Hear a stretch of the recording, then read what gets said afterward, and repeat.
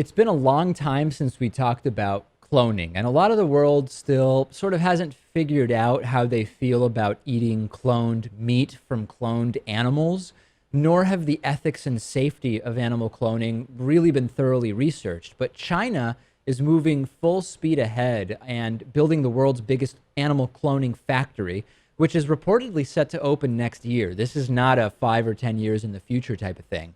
The factory will cost $31 million. It'll be located in a government sponsored business area about 100 miles from Beijing.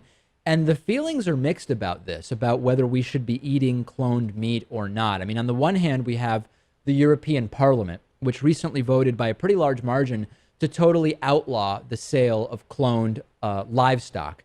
On the other hand, the FDA has said there are no complications that are unique to cloning. In other words, cloned meat carries all the same risks as non-cloned meat, but there is nothing additional in terms of risk presented by eating cloned meat, and that the meat is totally safe to eat, in spite of the fact that we do know so far cloned animals tend not to live as long as those birthed in the, what do we call it, the old-fashioned way, the God-given way.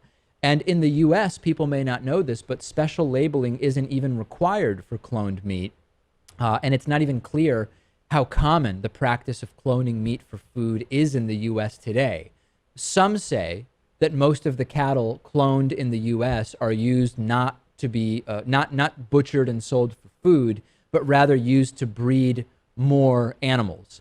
The new facility in China is going to focus on cloning cattle to feed China's rapidly growing population, which really likes meat.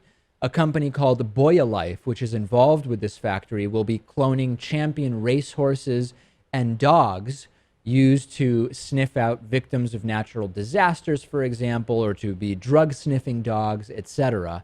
What do you think about this, Lewis? Where are you on cloned meat right now, as someone who is trying to minimize meat consumption as it is? Yeah, well, maybe it's going to be better for carbon emissions, and ultimately, I don't know. Imagine if instead of we want a lot of meat, we need a lot of meat. We have our ways of doing that. Right. We have the cows. We feed them who knows what. They're given growth hormones.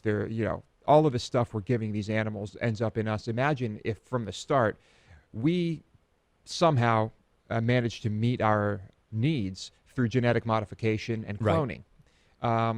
Would we be in a better place right now in terms of the quality of our food? I think we might be. Yeah, but what you're forgetting, Lewis, is that cloning animals solves some problems, but it creates many. The cloned animals still need to eat, they still need to drink, they still need to consume resources, they still emit methane gas. So it would not impact the sustainability with regard to the environment to just start cloning animals. It would solve some problems, and it would make some other problems a lot worse.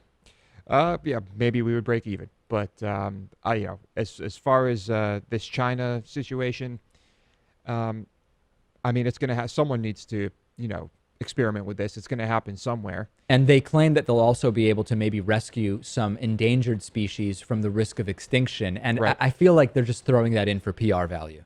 Probably, but if that is one of their goals, I say let's give it a shot, right?